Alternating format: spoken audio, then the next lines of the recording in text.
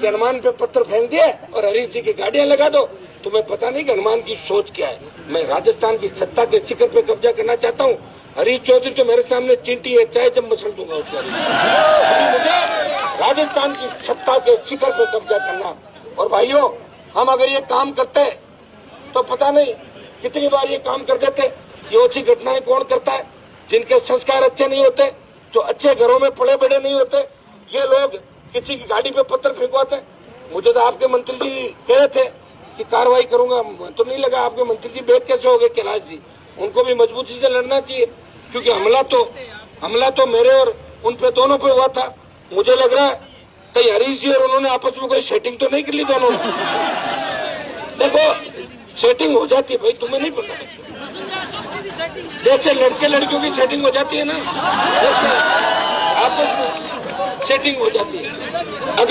अगर नहीं करी तो कैलाश जी को ये कहो कि आप केंद्र में मंत्री हो। मैंने लोकसभा के अंदर प्रिविलेज मोशन मूव किया, 3 महीने हो गए।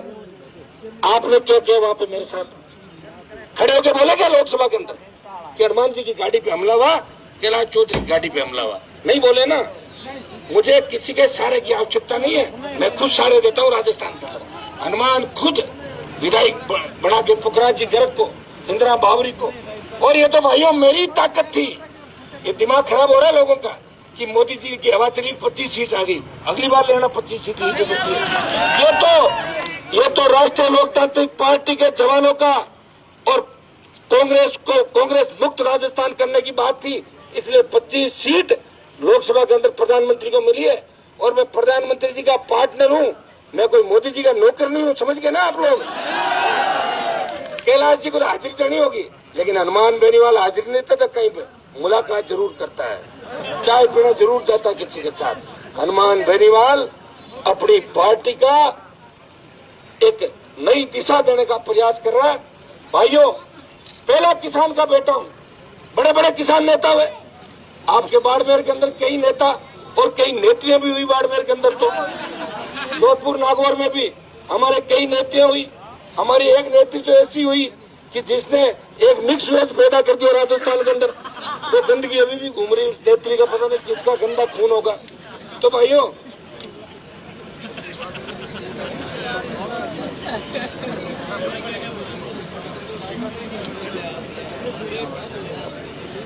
लेकिन मैं सिर्फ चिंता आपकी करता हूं। नई पार्टी बनाई, पार्टी को मान्यता दिलाई और पहला पंचायत का चुनाव लड़ा था राजू राम खोजा। बीजेपी को रखा दूसरे नंबर पर और कांग्रेस को रखा तीसरे नंबर पर। एक ही चुनाव लड़ा, 3 हमारे विधायक बने। और बसपा पार्टी जो अपने आप को शेड्यूल कास्ट का हिमायती कहती है, बसपा से एक भी मेघवाल और बावरी जीत के नहीं गया। और हनुमान की पार्टी से एक मेघवाल जीत के गए और एक बावरी की बेटी को राजस्थान की विधानसभा दिखा दी, इंदिरा बावरी को।